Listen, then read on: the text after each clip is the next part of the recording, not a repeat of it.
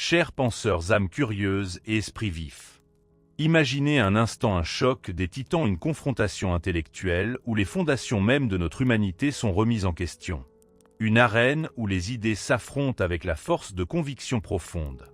Ici, à l'intersection du passé et du présent, du mythe et de la réalité, nous allons sonder l'abîme de la nature humaine. Bonjour, bienvenue sur Vibinspi, la chaîne où la philosophie devient une matière à penser et une manière de vivre plus lucidement. Ce soir, ce n'est pas un simple débat, mais une immersion dans les âmes de deux géants. Deux figures immenses dont les pensées continuent de résonner puissamment dans nos sociétés modernes. À ma droite, l'architecte du Léviathan Thomas Hobbes, dont la vision de l'homme dépeint une créature dominée par la peur et la quête du pouvoir. À ma gauche, le prophète de l'état de nature Jean-Jacques Rousseau, dont la plume a défendu l'innocence originelle et la liberté fondamentale de l'individu. La question est simple, et pourtant elle déchire l'histoire de la pensée. Elle façonne nos lois, nos institutions, nos peurs et nos espoirs. L'homme est-il naturellement bon ou fondamentalement mauvais? Le duel peut commencer. Écoutez attentivement car leurs mots sont des clés pour comprendre notre propre existence. Regardez autour de vous. Scrutez l'histoire des nations comme les interactions dans nos villes modernes. Que voyez-vous vraiment lorsque l'ordre vacille, lorsque la contrainte s'atténue? N'est-ce pas la loi du plus fort, le chaos, la méfiance omniprésente qui ressurgissent avec une force brute effrayante? L'homme n'est pas né pour la paix mais pour le conflit. Ses désirs sont insatiables, son appétit de pouvoir infini. Sans un pouvoir supérieur qui le tienne en respect, l'individu est une menace pour son semblable, un loup pour l'homme. La compassion que l'on voudrait lui attribuer n'est souvent qu'une forme subtile d'égoïsme, une préoccupation pour sa propre sécurité déguisée. La vie dans l'état de nature, cette chimère où l'homme serait libre et bon, est en réalité une guerre de tous contre tous, une existence solitaire, misérable, bestiale et brève. C'est la peur de la mort, la peur du désordre qui nous pousse à former des sociétés, à accepter l'autorité d'un souverain fort. C'est cette nature profonde, égoïste et craintive qui fonde toute organisation sociale, pas une bonté illusoire.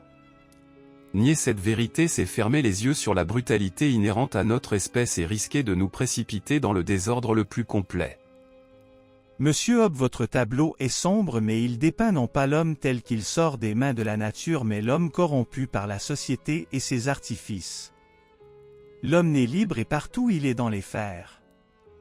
N'est-ce pas la civilisation avec ses inégalités, ses propriétés, ses lois oppressives qui pervertit son cœur innocent?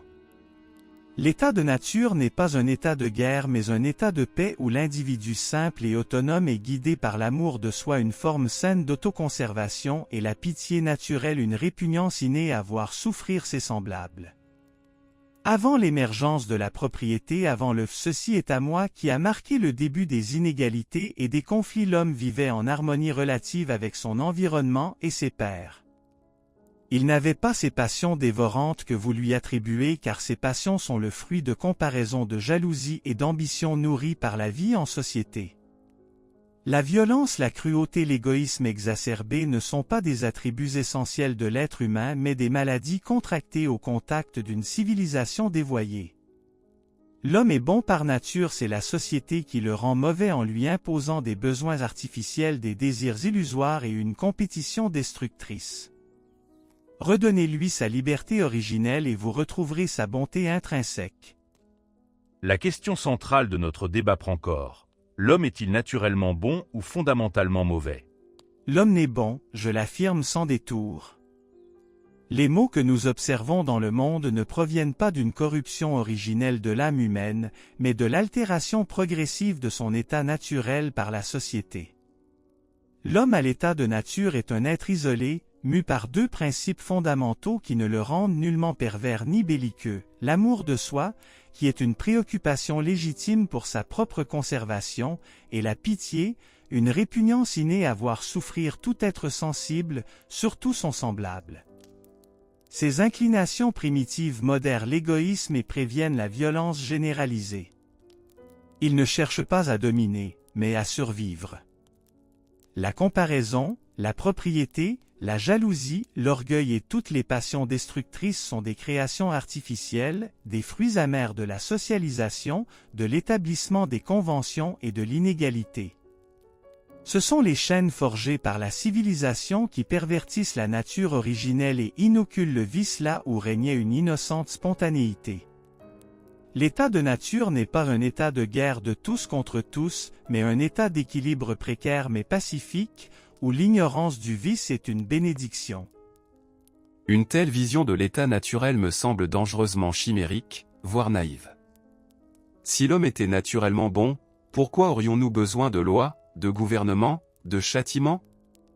L'expérience quotidienne nous enseigne que sans la contrainte d'une autorité supérieure, l'homme est capable des pires atrocités. Dans cet état de nature que vous idéalisez, la liberté absolue ne mène qu'à la peur absolue. Sans règle, sans juge, sans la crainte d'une punition, chacun est livré à son propre jugement et à sa propre force pour sa conservation. Et c'est précisément là que réside la tragédie, ma survie implique potentiellement la suppression de l'autre qui convoite les mêmes ressources. La peur de la mort, ce sentiment primordial, pousse l'individu à anticiper et à prévenir toute menace, transformant la prudence en agression préventive.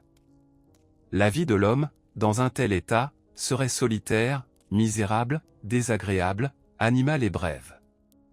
La pitié que vous invoquez est une faiblesse fluctuante face à la nécessité de subsister et de se protéger. L'homme n'est pas naturellement bon, il est naturellement égoïste, guidé par ses désirs et son aversion pour la douleur, et capable de tout pour assurer sa préservation. C'est la raison qui nous pousse à fuir cet enfer et à ériger un pouvoir commun. Vous projetez sur l'homme primitif les vices de l'homme civilisé. L'état de nature que vous décrivez n'est pas l'état originel de l'humanité, mais une extrapolation de la compétition féroce observée dans nos sociétés corrompues. L'homme sauvage ne connaît ni la propriété privée, ni l'envie des richesses d'autrui, ni le désir de gloire ou de domination qui sont les moteurs de vos conflits. Il vit dans l'instant présent, subvenant à ses besoins immédiats sans ambition démesurée. Sa solitude même le préserve de la comparaison et de l'orgueil qui engendre la guerre.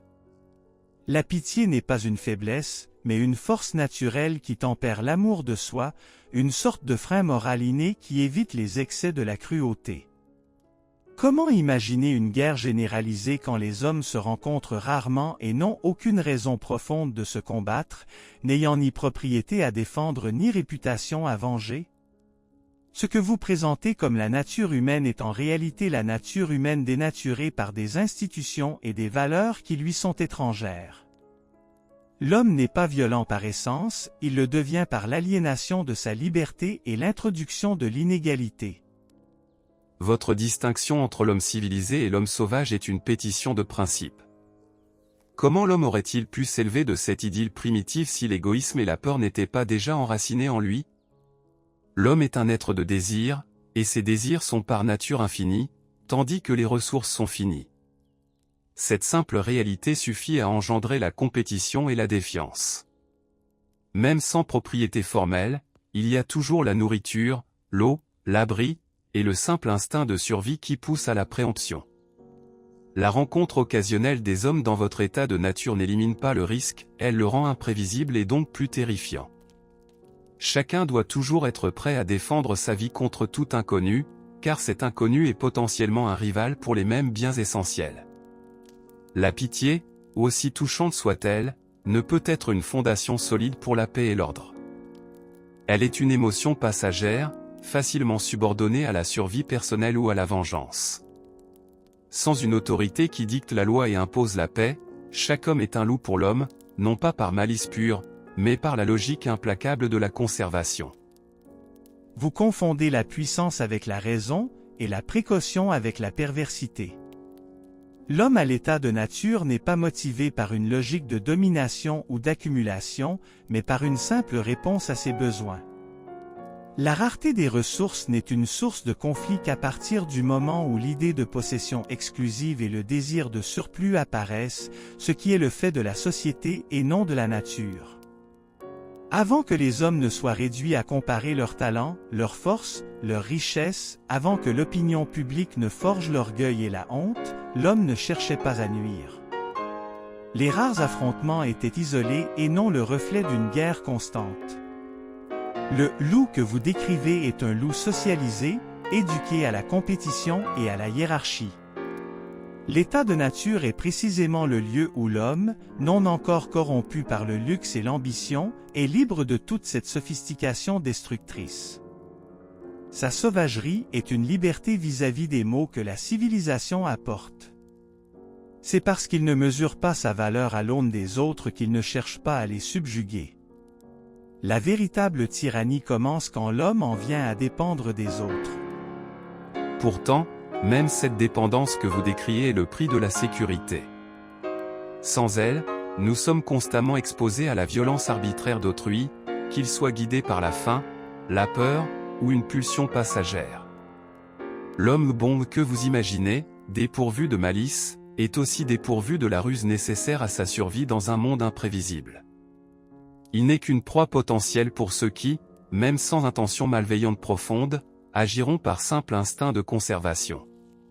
Si l'homme n'était pas fondamentalement égoïste et craintif, pourquoi chercherait-il à se regrouper, à s'organiser, à créer ces chaînes que vous dénoncez? N'est-ce pas la conscience de notre vulnérabilité mutuelle et de la menace constante qui pousse à la formation de l'État, une entité capable de réfréner les instincts les plus destructeurs de chacun? Le paradoxe est que pour atteindre une forme de paix, nous devons accepter une forme de servitude, car la liberté absolue de l'état de nature n'est qu'une illusion masquant la réalité d'une servitude bien plus terrible, celle d'une vie constamment menacée et sans espoir. La bonté sans pouvoir n'est que faiblesse, et la faiblesse n'a jamais assuré la survie. Quelle est la véritable finalité et la juste justification de la loi et du gouvernement, compte tenu de la nature fondamentale de l'humanité? La loi légitime ne naît pas d'une prétendue nécessité de réprimer une nature intrinsèquement mauvaise mais de l'exigence de préserver et d'améliorer la liberté et l'égalité naturelle que la vie en société a corrompue. L'homme, en son état originel, est guidé par l'amour de soi et la pitié des autres, des principes doux et non conflictuels. Ce n'est qu'avec l'introduction de la propriété, de la dépendance mutuelle et des inégalités que les conflits et la corruption surgissent. Le but de toute législation véritable est donc de protéger l'individu de ces maux artificiels, de restituer une forme de liberté civique équivalente à la liberté naturelle perdue. Le gouvernement est un corps intermédiaire entre les sujets et le souverain. Il doit exécuter les lois et maintenir la liberté civile et politique. Sa légitimité réside dans sa capacité à incarner la volonté générale, non à imposer une autorité arbitraire. La loi est une expression de la volonté de tous pour le bien de tous. Elle n'est pas un joug mais une garantie de l'autonomie et de la justice. Elle doit élever l'homme, non le dominer. Votre vision idyllique ignore la réalité crue de la condition humaine. La loi n'est pas un ornement social ou une mesure palliative, elle est le rempart indispensable contre le chaos et la mort. Sans loi, sans un pouvoir souverain pour l'imposer, la vie de l'homme est celle d'une guerre de tous contre tous, misérable, solitaire, brutale et brève. La nature humaine n'est pas guidée par la pitié mais par un désir insatiable de pouvoir qui ne cesse qu'à la mort. L'homme est un loup pour l'homme et c'est cette vérité inéluctable qui justifie la nécessité d'un État fort.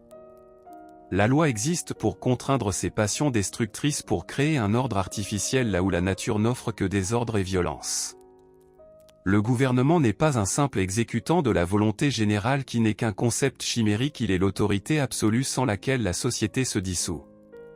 La peur du châtiment est le seul lien durable qui maintient les hommes ensemble. Toute tentative de fonder la loi sur une prétendue bonté naturelle ou une liberté absolue est une dangereuse illusion qui précipite l'humanité dans l'abîme.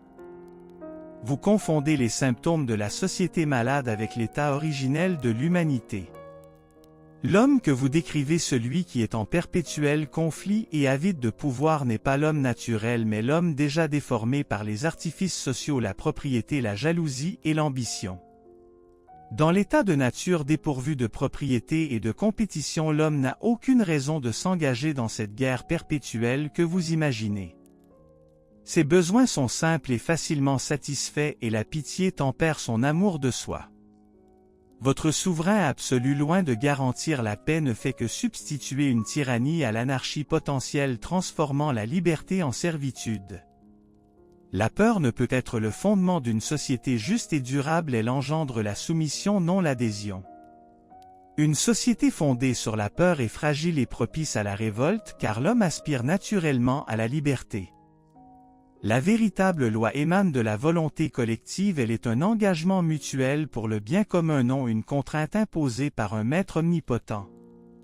Vous projetez l'étard de l'organisation sociale sur une nature innocente.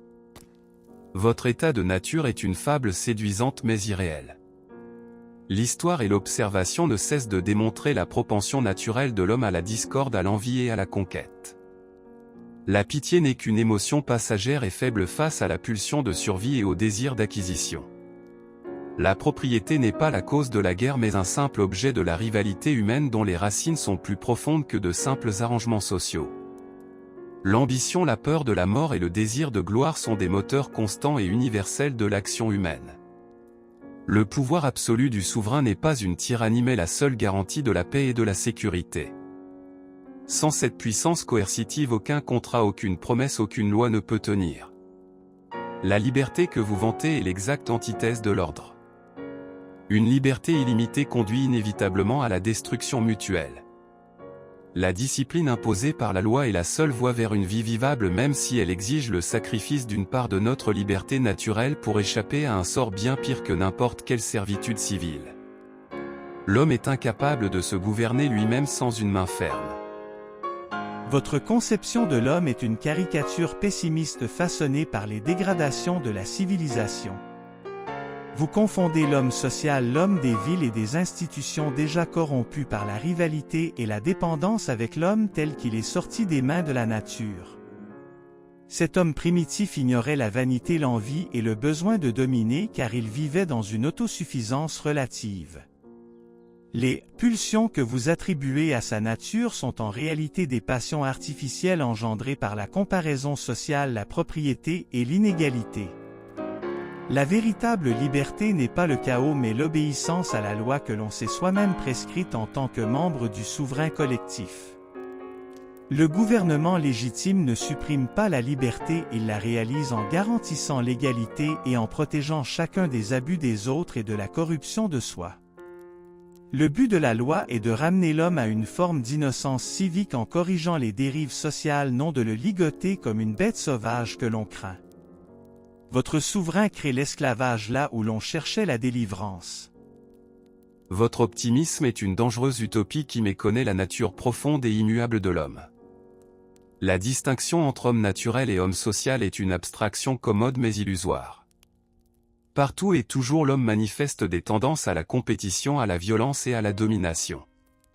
Chercher à fonder la société sur une volonté générale ou une bonté naturelle est ignorer la réalité brutale des passions humaines qui nécessitent une bride de fer. Le paradoxe est le suivant: pour que l'homme puisse vivre en paix et éviter la guerre de tous contre tous, il doit renoncer à sa liberté naturelle illimitée et se soumettre à un pouvoir unique et absolu. Toute tentative de modérer ce pouvoir, de le diviser ou de le conditionner par des libertés individuelles ne mène qu'à la faiblesse et au retour inévitable de l'anarchie. La sécurité exige l'obéissance absolue. Le prix de la civilisation est cette soumission. Tout idéal de liberté débridée ou de bonté intrinsèque ne fait que masquer la vérité terrible que l'homme est fondamentalement un prédateur pour ses semblables et que seule la crainte peut le contenir. Comment naît l'inégalité parmi les hommes et quelle est son influence sur l'état naturel ou social de l'individu? L'inégalité que nous observons et qui gangrène nos sociétés n'est en rien naturelle. L'homme à l'état de nature, guidé par son amour de soi et sa pitié, est un être indépendant et quasi autosuffisant. Les différences physiques, bien que présentes, n'engendrent pas de subordination durable. La véritable source de l'inégalité morale et politique, celle qui conduit à la domination et à l'oppression, est la propriété. C'est l'instant funeste où le premier homme, ayant enclos un terrain, s'avisa de dire « ceci est à moi » et trouva des gens assez simples pour le croire, que fut fondée la société civile et avec elle, le germe de toutes nos misères. La propriété introduit la comparaison, l'envie, la concurrence, la dépendance mutuelle et la distinction entre le riche et le pauvre, le puissant et le faible.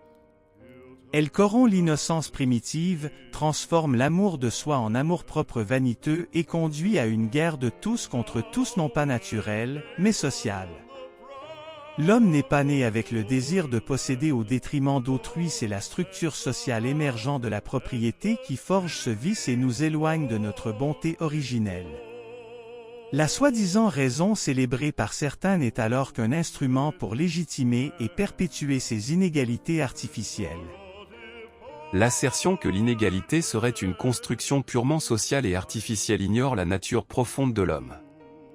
Dès l'état de nature où il n'existe ni loi ni autorité commune pour contraindre les actions, les hommes sont inévitablement inégaux en force, en esprit, en ambition et en désir. Cette disparité intrinsèque conduit naturellement à une inégalité de pouvoir et de possession. Les plus forts dominent les plus faibles, les plus astucieux prévalent sur les plus naïfs.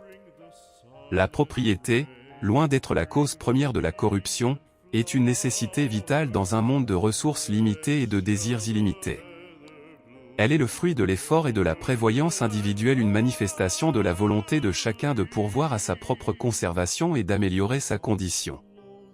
Sans la reconnaissance et la protection de la propriété, il n'y aurait aucune incitation au travail, à l'innovation, à l'accumulation de biens nécessaires à la survie et au confort.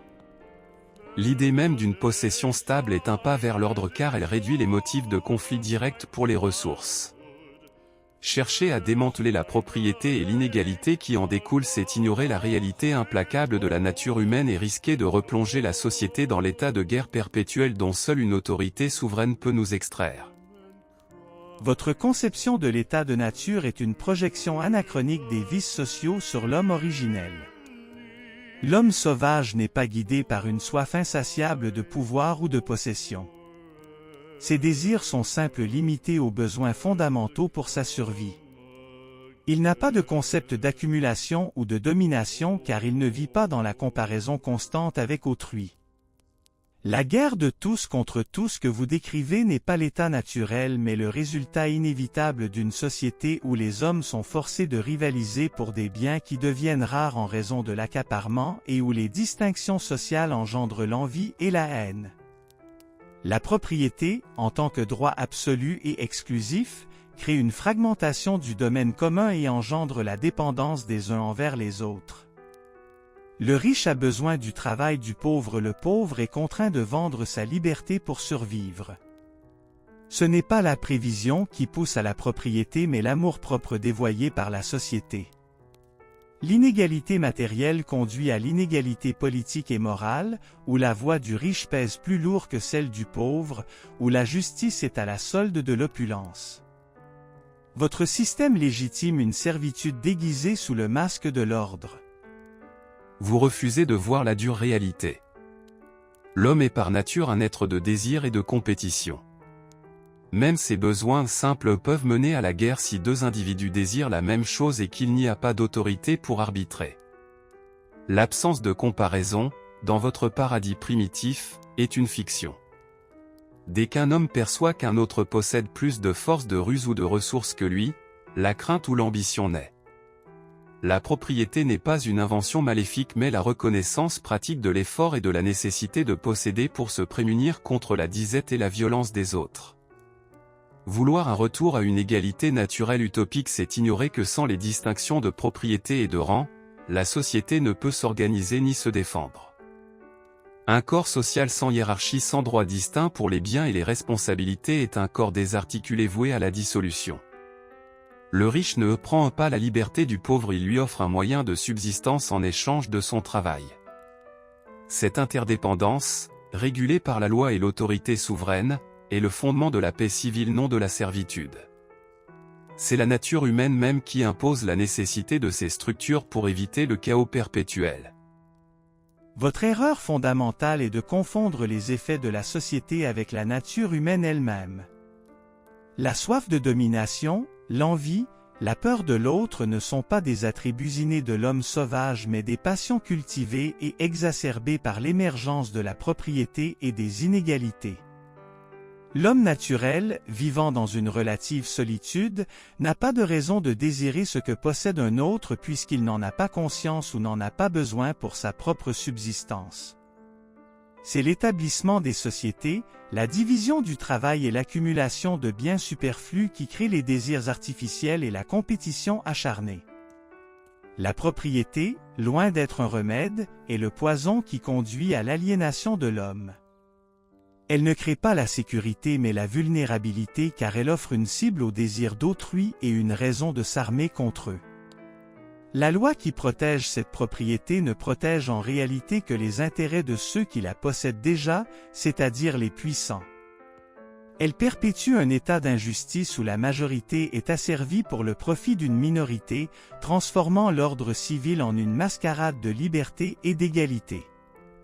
La véritable liberté n'est pas l'absence de guerre mais l'absence de domination, un idéal que votre système rend impossible. Votre idéal d'une humanité naturellement bonne et égalitaire, corrompue par la propriété, mène à des conclusions dangereuses. Si la propriété est un poison et l'inégalité une aberration, alors toute forme d'ordre social est suspecte et potentiellement tyrannique. Cela ne conduit pas à la liberté mais à l'anarchie, car sans une structure claire de possession et de pouvoir, les hommes ne peuvent vivre en paix. Qui décidera de ce qui est de superflu ou nécessaire? Qui garantira la sécurité si nul ne peut défendre ce qu'il a acquis? L'idée que l'homme puisse vivre sans désirer ou sans craindre l'autre est une chimère. Ces passions sont le moteur de l'action humaine. La loi, même si elle semble favoriser certains, est l'unique rempart contre la dissolution complète de la société. Elle n'est pas une ruse des puissants mais un compromis nécessaire pour échapper à la condition misérable de l'état de nature. La seule alternative à un pouvoir fort et aux distinctions qu'il protège n'est pas la liberté idyllique mais le retour à la violence primitive où la vie de chacun est constamment menacée par la convoitise et l'agression d'autrui. Le rêve d'une égalité absolue est le chemin le plus court vers une insécurité universelle. Si l'homme est ce que vous décrivez, quelle est la véritable source des conflits et des guerres entre les sociétés et au sein de celles-ci? La guerre n'est pas une fatalité de la nature humaine. L'homme n'est pas naturellement belliqueux, je l'affirme avec la plus grande conviction. À l'état de nature, notre espèce est guidée par l'amour de soi, une pulsion d'autopréservation saine et par la pitié, une répulsion innée à voir souffrir autrui. Ces sentiments naturels nous éloignent de la violence gratuite et de la confrontation systématique. Les conflits et les guerres ne sont pas des émanations de notre être profond mais des fruits amers de la société, de ses institutions et de ses iniquités. Ce sont la propriété, l'accumulation des richesses, la jalousie que cela engendre, le désir de reconnaissance, la vanité et l'ambition démesurée qui corrompent notre bonté originelle et nous jettent les uns contre les autres. C'est l'établissement des États et leur prétention au pouvoir qui crée les conditions de la guerre à grande échelle, non la nature innocente de l'individu. Ce ne sont pas les hommes qui se font la guerre mais les États, les entités collectives artificielles forgées par notre propre main et perverties par des intérêts particuliers, loin de la simplicité et de la paix de l'État primitif. La source des conflits est sociale et politique, non anthropologique. L'homme est par essence pacifique, son innocence est détruite par le développement de ce que nous nommons civilisation. Votre vision d'un état de nature idyllique est une chimère dangereuse, une fable philosophique qui ignore la réalité brutale de l'existence humaine. Les conflits et les guerres ne sont pas de simples accidents sociaux, ils sont l'expression inévitable de notre nature fondamentale dominée par la compétition, la défiance et la soif de gloire. Dès lors qu'il n'y a pas d'autorité supérieure pour maintenir l'ordre, les hommes vivent dans un état de guerre de tous contre tous, une guerre où la vie est solitaire, misérable, méchante, brutale et courte. La propriété que vous décrivez comme la source du mal n'est qu'un des nombreux prétextes à la lutte. Même sans elle, les hommes se disputeraient la rareté des ressources, la préséance, la domination. La peur mutuelle et le désir insatiable de pouvoir sont des moteurs intrinsèques à l'être humain, des forces que la société ne crée pas mais qu'elle doit absolument contenir par la force d'un souverain absolu. Nier cette réalité, c'est se condamner à l'anarchie perpétuelle. L'homme est un loup pour l'homme, c'est une vérité universelle qui traverse les époques et les civilisations, prouvant que notre propension à la violence est ancrée profondément en nous, une constante immuable bien avant que les institutions sociales complexes n'apparaissent. La guerre n'est pas une aberration, elle est le destin sans un Léviathan pour la dompter. Vous projetez sur l'état de nature les vices de l'homme civilisé corrompu par la société et ses artifices. L'homme primitif, celui que j'appelle l'homme naturel, n'est pas en proie à une soif insatiable de pouvoir ou à une peur constante de ses congénères. Ses besoins sont simples et limités: l'alimentation, l'abri, la reproduction. Il est solitaire, peu enclin aux interactions complexes et donc encore moins aux conflits systématiques et organisés que vous décrivez comme la norme. Il n'a pas la prévoyance ni la cruauté calculatrice qui caractérise l'homme social engagé dans la guerre. L'amour-propre, cette forme pervertie de l'amour de soi qui nous pousse à nous comparer aux autres, à rechercher leur reconnaissance et leur domination, est un produit de la vie en société, non une caractéristique innée. C'est quand les hommes commencent à vivre ensemble, à accumuler des biens, à se mesurer les uns aux autres que naissent l'envie, la jalousie et les motifs de discorde. La guerre à grande échelle est une invention des sociétés organisées avec leurs armées, leurs lois de la guerre et leurs intérêts économiques et politiques complexes. L'état de guerre permanente que vous imaginez n'existe pas en l'absence de ces structures. Vous confondez les faits avec la cause, le mal de la civilisation avec la nature innocente de l'homme. Votre distinction entre l'homme naturel et l'homme social est une ligne floue, une échappatoire. Comment cette corruption que vous décrivez comme non innée survient-elle si l'homme est si naturellement bon et pacifique? Comment passe-t-on d'un être solitaire et compatissant à un être social corrompu sans qu'une propension à cette corruption ne soit déjà présente en lui? La capacité même de raisonner, de calculer, d'anticiper, de former des alliances pour dominer autrui est inhérente à l'homme, qu'il soit primitif ou civilisé. Cette raison alliée à nos passions primaires, le désir de survie, la peur de la mort, la recherche de la satisfaction de nos désirs, conduit inévitablement à la confrontation. La pitié que vous évoquez est une émotion éphémère et faible face à la pulsion de survie et au risque perçu. Les ressources sont par nature limitées et le simple fait de vouloir les acquérir pour sa propre subsistance peut entraîner un conflit avec celui qui les désire également. Si les conflits étaient purement une invention sociale, pourquoi les voyons-nous ressurgir à travers toutes les époques et toutes les formes d'organisation sociale dès que l'autorité s'affaiblit? C'est une preuve accablante que le fond du problème réside dans la nature humaine et non pas seulement dans ses arrangements institutionnels. La guerre est la condition latente de l'humanité sans la contrainte étatique. La transformation de l'homme n'est pas une énigme mais le cœur de mon propos. La corruption ne provient pas d'une tare originelle mais de l'évolution des circonstances, de l'apparition de la propriété privée qui a engendré la division des terres, la sédentarisation puis l'agriculture et la métallurgie. Ces développements ont créé de nouvelles dépendances et de nouveaux besoins que l'homme naturel n'avait pas. L'idée de posséder, d'exclure autrui d'une ressource commune a été le premier pas vers l'inégalité, la jalousie et l'exploitation et par conséquent vers les conflits pour défendre ou acquérir ses possessions.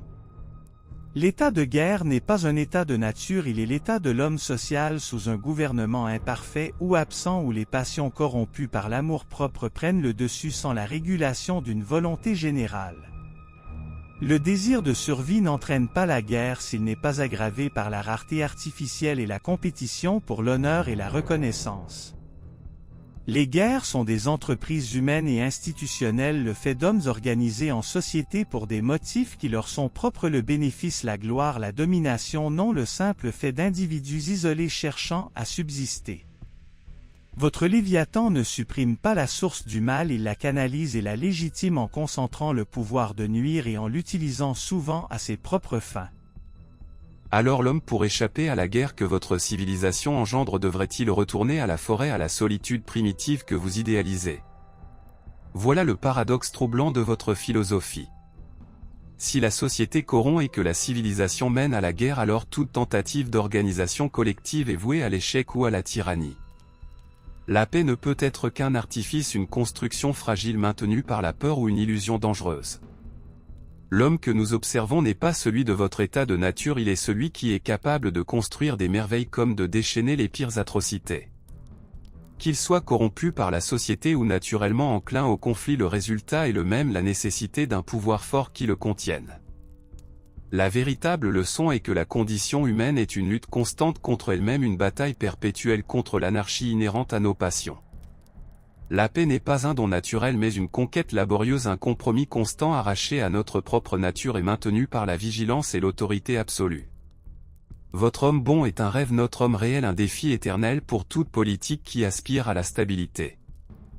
Il n'y a pas de liberté sans ordre et pas d'ordre sans la contrainte sur la nature humaine. Dans quelle mesure la liberté individuelle doit-elle être limitée pour garantir la sécurité et la cohésion sociale? La question de la liberté est une chimère dangereuse si elle n'est pas tempérée par la reconnaissance de notre nature profonde. L'homme à l'état de nature possède une liberté absolue, celle de faire tout ce qu'il désire pour sa propre conservation. Mais cette liberté n'est autre que l'absence totale d'entrave et elle conduit inéluctablement à une guerre de tous contre tous. Dans ce chaos primordial, la vie est solitaire, misérable, méchante, brutale et courte. La sécurité n'existe pas, la propriété est une illusion et la vie elle-même est constamment menacée. Dès lors, pour échapper à cette condition intolérable, les hommes doivent renoncer à une part significative de cette liberté illimitée. Ils doivent transférer leurs droits naturels à un souverain absolu dont la puissance est incontestable et dont la volonté est loi. Seule cette contrainte extérieure forte et indivisible peut garantir la paix, l'ordre et la sécurité sans lesquels aucune forme de civilisation ni de progrès n'est envisageable. La liberté n'est pas l'absence de loi mais la possibilité d'agir en sécurité sous la protection de la loi du souverain. Celui qui réclame une liberté sans limite réclame en vérité le retour à l'état de guerre, à l'anarchie où la vie est sans cesse en péril. La liberté que vous décrivez, monsieur Hobbes, n'est pas la vraie liberté mais une licence brute, une absence de toute règle qui mène à la destruction. L'homme est né libre et partout il est dans les fers, dites-vous. Mais ces fers ne sont pas ceux de la nature mais ceux d'un contrat social mal conçu ou d'un pouvoir tyrannique. La liberté ne consiste pas à renoncer à tous ses droits au profit d'un Léviathan qui se prétend protecteur mais qui devient un oppresseur. Une telle soumission est un acte de suicide moral car elle prive l'homme de sa dignité et de sa capacité à choisir. La vraie liberté, celle qui nous distingue des bêtes, est l'obéissance à la loi qu'on s'est prescrite soi-même. Dans une société juste, la loi n'est pas l'expression arbitraire d'un souverain unique mais l'émanation de la volonté générale, c'est-à-dire la somme des volontés particulières orientées vers le bien commun. C'est en participant activement à la formulation de cette volonté générale que l'homme se rend libre et maître de lui-même. La sécurité doit être compatible avec la liberté, non pas l'anéantir. Une sécurité achetée au prix de la servitude n'est qu'une illusion, une paix de cimetière. Votre vision d'une volonté générale émanant de la sagesse collective est une pure fantaisie rousseauiste, une utopie dangereuse qui méconnaît la réalité brute de la nature humaine. Les hommes mus par leurs passions, leurs intérêts égoïstes et leurs désirs insatiables de pouvoir ne sont pas naturellement enclins à converger vers un bien commun désintéressé. Comment une multitude d'individus égocentriques pourrait-elle spontanément produire une loi juste et universelle si ce n'est par le pur hasard ou sous l'effet d'une manipulation? Sans une force extérieure, sans un arbitre impartial et surtout sans un pouvoir coercitif capable de faire respecter ces décrets, la volonté générale ne serait qu'un vœu pieux rapidement supplanté par les factions, les discordes et la guerre civile. C'est précisément l'absence de cette autorité forte qui transforme votre belle notion de liberté en anarchie, ouvrant la porte à tous les abus et à toutes les violences. La sécurité n'est pas une option, elle est la condition sine qua non de toute forme de société et elle ne s'obtient qu'en bridant cette liberté individuelle illimitée que vous idolâtrez. Vous réduisez l'homme à un être de pulsion brute sans aucune capacité de raisonnement moral ou d'empathie, ce qui est une caricature grossière et dangereuse. La volonté générale n'est pas la somme des volontés particulières mais l'expression de l'intérêt commun une fois que les intérêts égoïstes se sont annulés mutuellement. Elle ne naît pas du hasard mais de la délibération de citoyens éclairés qui cherchent le bien de tous. Votre souverain absolu, monsieur Hobbes, n'est pas un arbitre impartial mais une épée de Damoclès suspendue au-dessus de la tête des citoyens. Une telle concentration de pouvoir est une invitation ouverte à la tyrannie où la sécurité devient un prétexte pour opprimer et où la liberté est entièrement sacrifiée. L'histoire est jalonnée d'exemples de régimes qui au nom de l'ordre ont étouffé toute forme de pensée divergente et ont réduit les peuples à l'esclavage. La vraie sécurité n'est pas l'absence de débat ou de désaccord mais la confiance mutuelle des citoyens dans un système de lois qu'ils ont eux-mêmes établi et qu'ils reconnaissent comme juste. Contraindre par la peur n'est pas gouverner, c'est asservir. Vous refusez de voir la réalité en face, monsieur Rousseau, drapant l'humanité dans un voile d'idéalisme dangereux. La délibération des citoyens éclairés est une illusion sans le glaive du souverain. Qui garantira que les intérêts égoïstes s'annulent mutuellement sans une force supérieure pour les contraindre? L'histoire que vous évoquez si volontiers confirme précisément mes thèses. Chaque fois qu'une société a tenté de s'organiser sur la base de la pure volonté populaire sans une autorité unifiée et incontestable, elle a sombré dans le désordre, les factions et la violence. La Révolution française dont vous seriez peut-être le prophète en est un exemple criant. La liberté sans bornes mène à la terreur. Mon souverain n'est pas une tyrannie arbitraire mais l'incarnation de la volonté unique nécessaire pour éviter le chaos. Il garantit un espace de liberté limité mais réel où chacun peut vaquer à ses occupations sans craindre pour sa vie. Votre liberté sans contrainte n'est qu'un chemin direct vers l'autodestruction, une licence pour la guerre civile perpétuelle. Vous confondez l'abus de la liberté avec la liberté elle-même, monsieur Hobbes.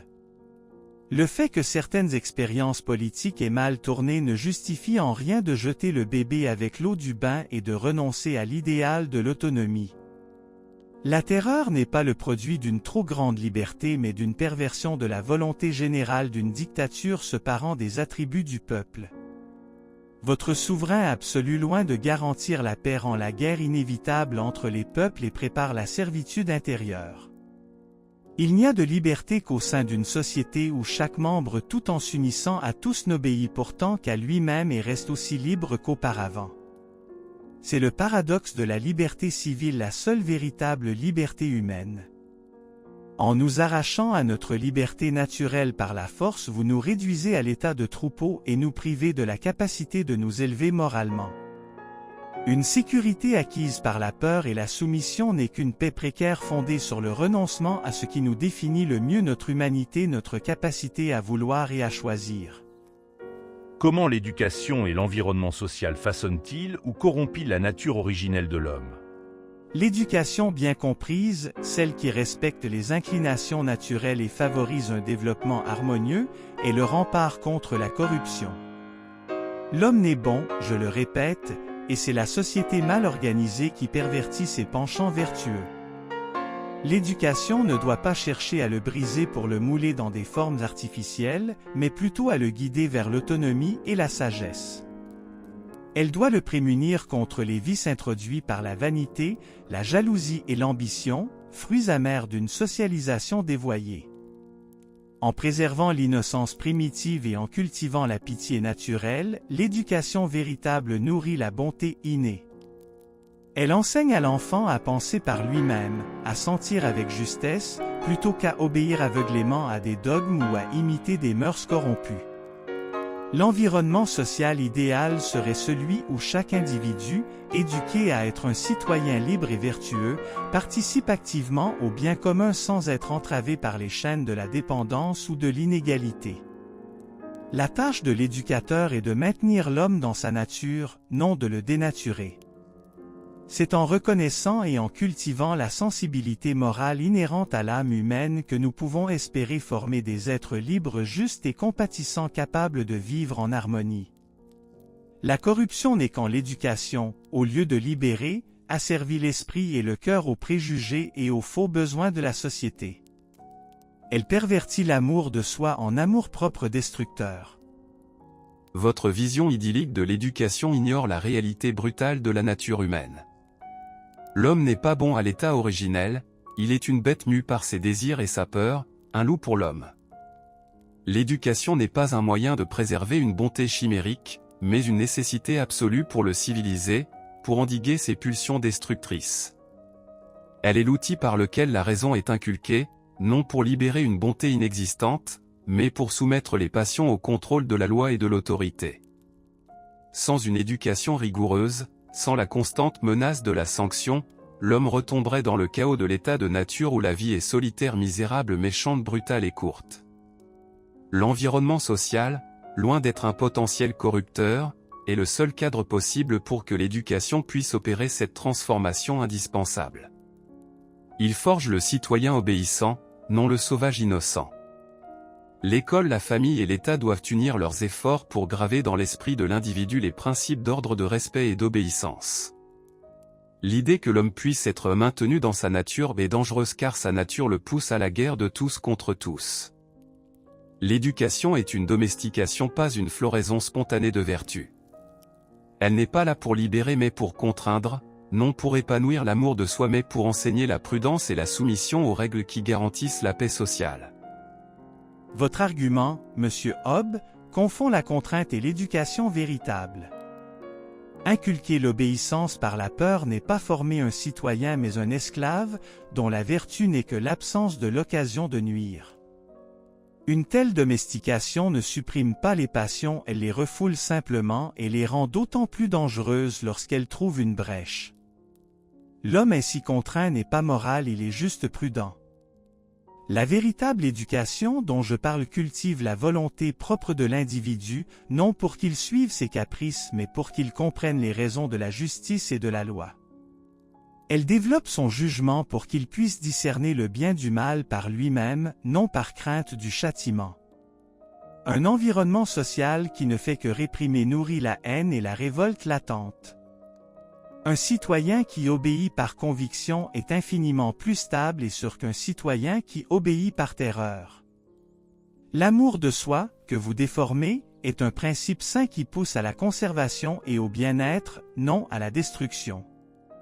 C'est l'amour-propre, engendré par la comparaison et la dépendance sociale, qui mène à la vanité et à la guerre. Une éducation juste vise à préserver l'amour de soi et à éviter le développement de l'amour-propre dévoyé. Votre système éducatif ne produit que des sujets, non des hommes libres. Votre distinction entre contrainte et éducation véritable est une subtilité dangereuse. Vous parlez de volonté propre et de compréhension de la justice comme si l'homme y accédait spontanément sans un cadre strict. C'est une illusion funeste. L'homme n'est pas naturellement enclin à comprendre la justice ou à y adhérer par pure conviction. Sa volonté propre, laissée à elle-même, est celle de l'égoïsme et de la domination. Il faut d'abord l'arracher à cette nature brute, lui imposer les limites, lui faire ressentir les conséquences de ses actes avant même qu'il puisse concevoir une quelconque raison de la justice. La peur n'est pas une émotion vile, elle est un puissant moteur de survie et un fondement indispensable de l'ordre social. Sans la crainte du Léviathan, sans la sanction qui s'ensuit, vos citoyens libres et vertueux se déchiraient mutuellement. Vous confondez la cause et l'effet.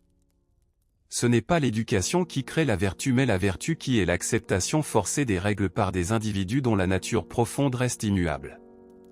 Le refoulement dont vous parlez n'est pas une faiblesse mais la condition même de la civilisation.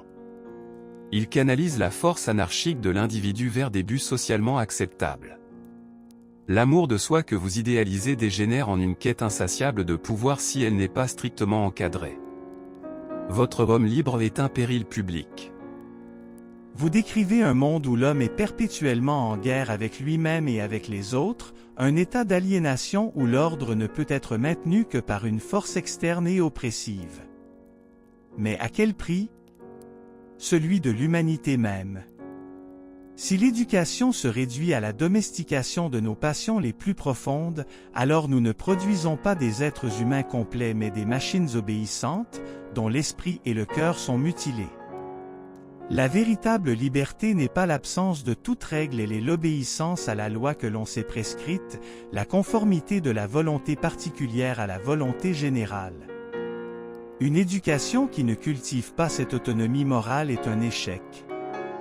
La peur comme seul fondement de l'obéissance ne garantit rien d'autre qu'une paix précaire fondée sur la résignation et non sur la justice. Les passions refoulées ne disparaissent pas, elles se transforment en ressentiment, en hypocrisie, en duplicité. C'est de là que viennent les maux les plus profonds de la société. Un peuple éduqué à la servitude est un peuple toujours prêt à la révolte car il n'a aucune véritable adhésion aux principes qui le gouvernent. L'amour de soi saint, éclairé par la raison et tempéré par la pitié, mène à la justice et à la solidarité. Votre modèle éducatif perpétue la spirale de la méfiance et de la violence que vous prétendez combattre. Vous rêvez d'un homme qui se prescrit sa propre loi et y obéit volontairement comme si la raison était une force universelle et désintéressée chez chacun. C'est une utopie dangereuse.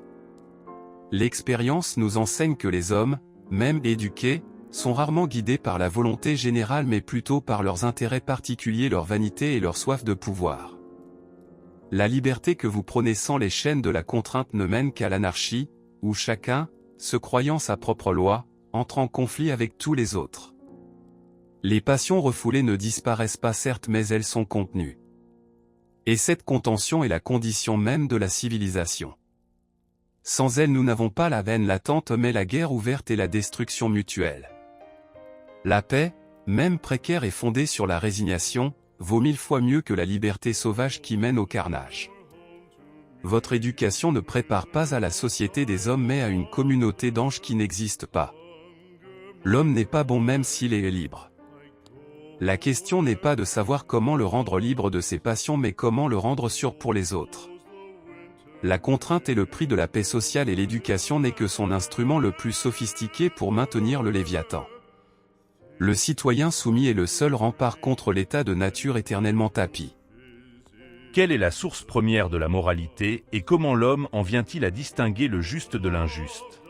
La moralité n'est pas une fleur spontanée de la nature humaine mais une construction rigoureuse, une armature érigée par nécessité pour contenir notre propension native au conflit.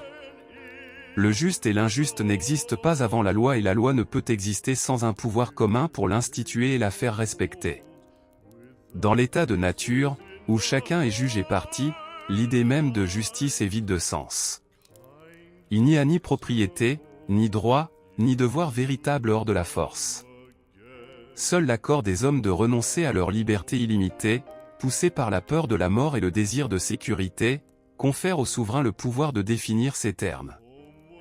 La moralité est donc une convention, une invention sociale née de la crainte mutuelle et du calcul rationnel pour échapper à la guerre de tous contre tous. Sans l'épée du Léviathan pour la faire respecter, toute notion de bien ou de mal s'effondre dans le chaos des passions individuelles. L'homme ne distingue le juste de l'injuste que parce qu'une autorité supérieure lui impose cette distinction, transformant ainsi le chaos originel en un ordre, fût-il imparfait. La conscience morale individuelle, sans cet ancre étatique, n'est qu'une chimère dangereuse. Vous réduisez la moralité à une simple convention imposée par la force et la peur déniant à l'homme toute grandeur intrinsèque. Je m'inscris en faux contre cette vision réductrice et brutale. La source première de la moralité n'est pas l'épée du souverain mais réside au plus profond de l'homme naturel dans ses sentiments innés. L'amour de soi tempéré par la pitié envers autrui sont les fondements de toute justice véritable. Avant même toute loi écrite, l'homme ressent une aversion naturelle à voir souffrir son semblable, une répugnance à causer du tort sans nécessité. C'est cette sensibilité naturelle, cette conscience innée qui nous guide et nous permet de distinguer intuitivement le bien du mal, le juste de l'injuste. La loi et le gouvernement ne devraient pas créer la moralité mais la protéger et la développer en se basant sur ses principes naturels.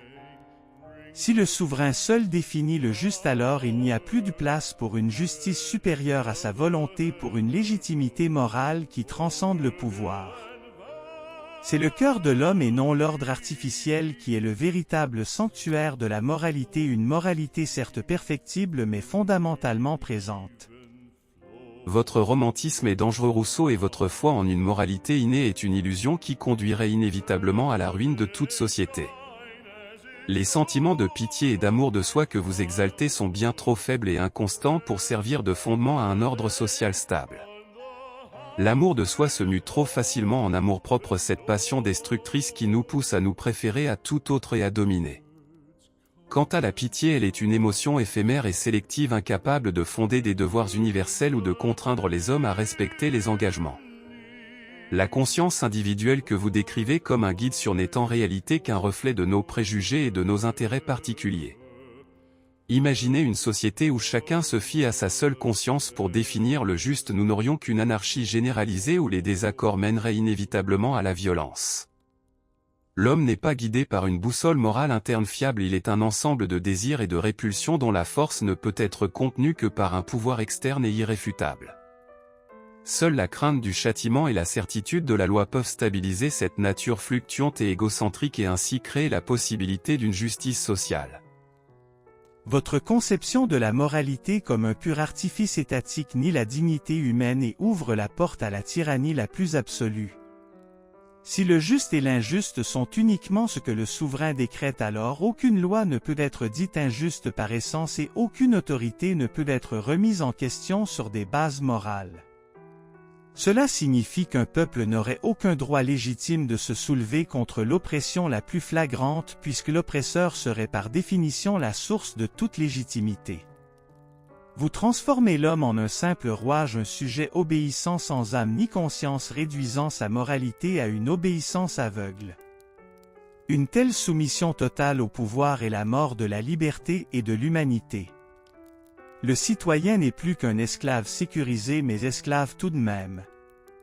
Votre Léviathan, loin d'être un protecteur, devient un geôlier moral emprisonnant l'esprit et la conscience dans les chaînes de la loi imposée. Une société fondée sur une telle vision n'est pas une communauté d'êtres moraux mais un troupeau de créatures terrifiées et résignées à leur sort.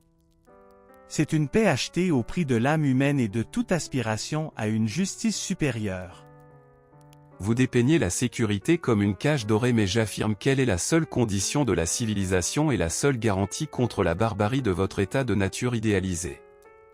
Ce que vous appelez dignité humaine et âme n'est qu'un luxe que seule une société stable peut se permettre d'envisager. Sans l'ordre absolu du souverain il n'y a ni art ni lettre ni société et la vie de l'homme est solitaire, misérable, méchante, brutale et courte.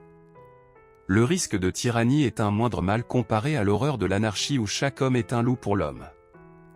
La soumission à la loi même si elle semble rigide est le prix à payer pour ne pas sombrer dans le chaos où il n'y a ni moralité ni justice du tout. Votre vision d'un homme naturellement bon conduit à ignorer la réalité de ces passions destructrices qui sans un frein puissant ne peuvent que s'exprimer dans la violence.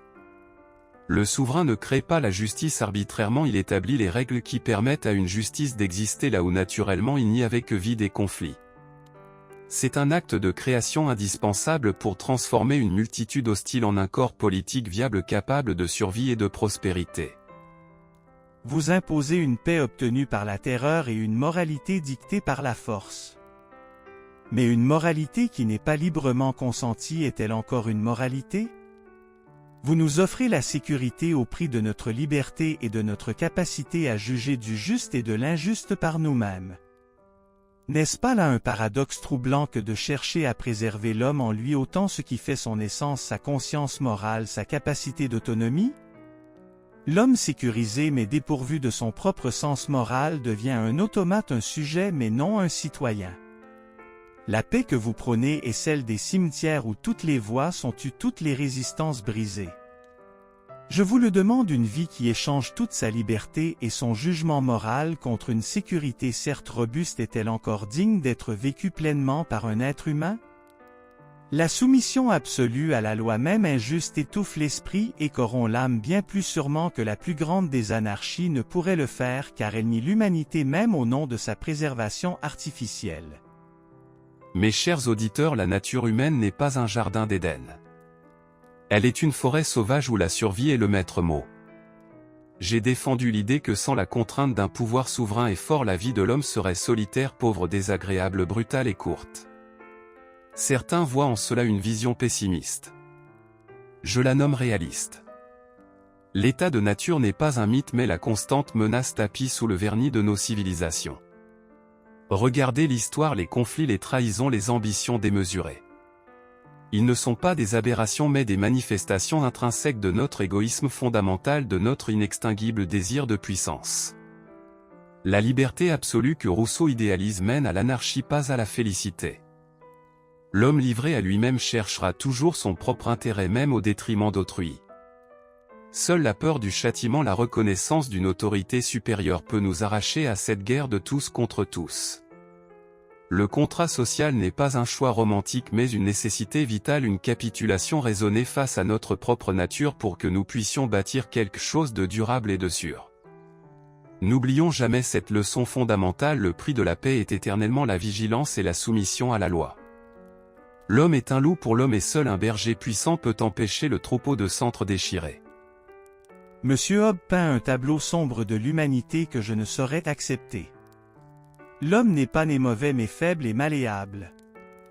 C'est la société avec ses artifices, ses inégalités, ses propriétés privées qui le corrompt, qui éteint en lui cette bonté naturelle, cette pitié innée pour ses semblables. L'état de nature que j'imagine n'est pas une guerre généralisée mais un lieu de solitude heureuse où l'homme vivant en harmonie avec son environnement et ses besoins primaires n'a pas de raison de nuire à autrui. Il est bon par nature guidé par l'amour de soi sans dérive vers l'amour propre destructeur. L'inégalité morale est une invention sociale, pas un fait naturel. C'est le premier homme qui, ayant enclos un terrain, s'avisa de dire « Ceci est à moi » et trouva des gens assez simples pour le croire, qui fut le vrai fondateur de la société civile et de toutes les misères qui en découlent. Notre tâche n'est pas de nous soumettre à un Léviathan mais de retrouver l'authenticité de notre être, de réformer nos institutions pour qu'elles reflètent la volonté générale et non les intérêts particuliers. La liberté n'est pas un danger mais une condition de notre humanité. Nous devons nous libérer des chaînes sociales que nous avons nous-mêmes forgées. La véritable force réside dans notre capacité à nous autogouverner, à vivre selon des lois que nous nous sommes librement données en respectant la dignité de chacun. Ainsi se conclut ce dialogue intemporel entre deux géants de la pensée, Thomas Hobbes et Jean-Jacques Rousseau. Deux visions radicalement opposées de l'être humain, une humanité naturellement prédatrice, nécessitant un pouvoir fort pour Hobbes, et une humanité intrinsèquement bonne corrompue par une société inégalitaire pour Rousseau. La question fondamentale demeure intacte, l'homme est-il naturellement bon ou fondamentalement mauvais? Ce débat ne cesse de résonner à travers les âges, nous poussant à interroger nos propres convictions sur la nature de l'individu et les fondements de nos sociétés. Le Léviathan ou le contrat social, deux chemins pour comprendre notre condition humaine et la recherche constante d'un équilibre entre liberté et sécurité, entre égoïsme et altruisme. Chacun d'entre nous porte en soi un écho de ces philosophies. Qu'en pensez-vous? Votre avis est précieux. N'hésitez pas à le partager dans les commentaires. Si cette discussion a éveillé votre curiosité et nourri votre réflexion, likez cette vidéo et abonnez-vous à notre chaîne pour ne manquer aucune de nos futures explorations philosophiques. Philosopher, c'est agir sur le présent. Commence par t'abonner.